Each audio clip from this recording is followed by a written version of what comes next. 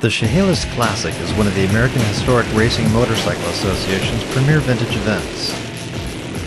Vintage motocross enthusiasts have been coming to this farm, which is transformed into a natural terrain motocross track for this event. A lot of people are attracted to vintage motocross because the speeds are lower, and there aren't so many punishing jumps and whoops like in modern motocross. This brings out riders of all ages, both men and women who love to race. This event attracts vintage motocross racers from all over the country. I ran into a racer I'd met at the Pikes Peak Hill Climb just a few weeks ago, so we sat down and talked about vintage racing. Now Bob, you ran a pretty respectable time on your classic bike at Pikes Peak, not that far behind some of the brand new bikes. On our Triumph, yeah, we did well. There isn't a big difference in horsepower, but the new bikes, the new Harley Davidsons, they probably got us by about 20 horsepower. So, but those old Triumphs we were on roll along pretty good. Yeah. But the motors are well massaged. They got cams in them and the big carburetors, and we burn race gas. I mean, they're fast. I've heard the only thing vintage about those bikes are the riders that are on them. That's about the truth. I think so. Because really, you could take those bikes out today and put them on the track with those Harleys with a really good young pro rider. You'd be right there. Yeah. You know, so it's true. So when did you start riding vintage motocross, or have you been riding so long it's always been vintage? See, I actually started in 1972, and I started in the desert in Southern California, and I rode a 400 Husky. I was a carpenter. I was working at a motorcycle shop, and I always wanted to race a motorcycle. Parents would never let me do it, but now by this time I can pretty much do what I want. So owner of the shop goes, "Where's your motorcycle?" I said, "I don't have one." So we're going to get you one. So that's what they did. They ordered a Husky for me. I picked it up. They took me out to the desert to my first race and turned me loose, and I've been racing ever since. I was 27 years old then, and the club that I joined was the Viewfinders, and in that club I was the only person that was that old. Most of the guys that we were all rookies, they were all 18 to 21 years old, and there I was 27 years old. So I didn't make amateur my first year. I was the only one that didn't. So next year I finally turned amateur, and the whole club was so proud that I made it because of my age. So I'd have loved to started when I was 12 years old because I know how fast I could have been, you know. But I did okay, all things considered. I've caught up. So what brought you to Chehalis for this event?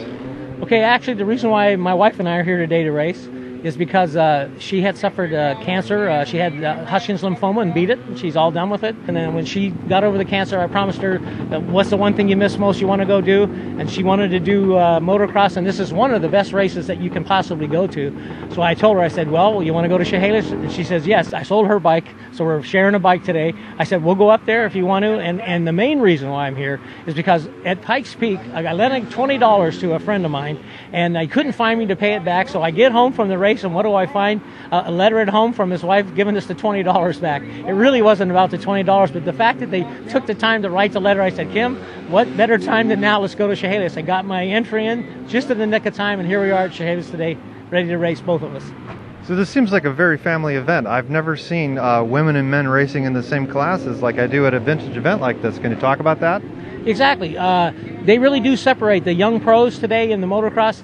They're so fast and the tracks are so furious that really the women don't race with the men. They just don't. But this being an old style motocross race where it's really flat, most of the track's flat, it's perfect to blend. You can have young children to old men. We got a guy racing here today in his 80s, and we have a kid as young as 16. 16's the cutoff. You can't race before then. So we have the youngest and the oldest, and they're going to compete in their divisions on the same track. Everyone can ride on these tracks. You took a break from racing for a while because you had a desk job. Then you got back into it, isn't that right? Correct. Around the gas crunch when that hit, the first big one, it slowed down. A lot of folks weren't going out. I got away from it. I became a superintendent for a major construction company. Responsibilities were too great. I really didn't have the time to do it. I always kept the bikes though and knew someday I'd go back. And the neat thing about it was I was gone so long, the old bikes that I owned, they came back in. The vintage motocross started, and I go, hey, I still got an old Husky. I'm going to go out and do it again. So I went out to my first motocross race in terrible shape. You know, a little bit like today. But it doesn't take long if you just go out there religiously and go to about 6 good races, get rid of the arm pump, get back to riding, get comfortable with the motorcycle, you get right back into it. So actually, it was one of the best times I ever had. I started in my late 50s, and then I realized that every time I was watching the finishes of my races, I go, you know, I think I'm the oldest guy going to go up to the 60-year-old class. So I go, you know what, I'm always in the top from 3 to 5. I wonder if I could slip in the first 3 when I get there. So I talked to the 2 guys that were winning 1 and 2 every time. They go, well, we're only 59. We're not going up. I said, yeah. So I told my wife, we're hitting the circuit. So the following year, I went to all the races. I went 10 of the 12 races, 10 of which were east of the Mississippi, by the way, only 2 on the West Coast. And I had 6 firsts, 3 seconds, and third. And the third was probably my best race because I fell, separated my shoulder, got back up, and still got second. But overall finish, I won a #1 plate, and I never did that as a 20-year-old, a 30-year-old. But finally, at 60 years old, I won a national #1 plate, which is the highlight of my motor racing career. So what defines a vintage motorcycle for these events? Okay, for this racing here today, this is a vintage motocross. No motorcycle can be any later than 1974. And the restrictions that they put on it, the suspension in those days was no more than 11 inches of travel in the rear and 7 to 8 inches in the front. So when you show up, if you have more than that, they're going to restrict them. They're going to bring it back to what it was. Now they have started post-vintage because some of these motorcycles, it is hard to get parts. And the post-vintage, what they're doing is it's 1981 to 1983, and there you have monoshocks and you have really the modern stuff when the gas shocks came along. So that's really the biggest difference in the vintage racing today. So what are the unique challenges that you face when you are racing on a vintage machine compared to like one of the more modern machines? Okay, the #1 thing is there aren't as many parts available. So, and they've always been notoriously hard starting motorcycles.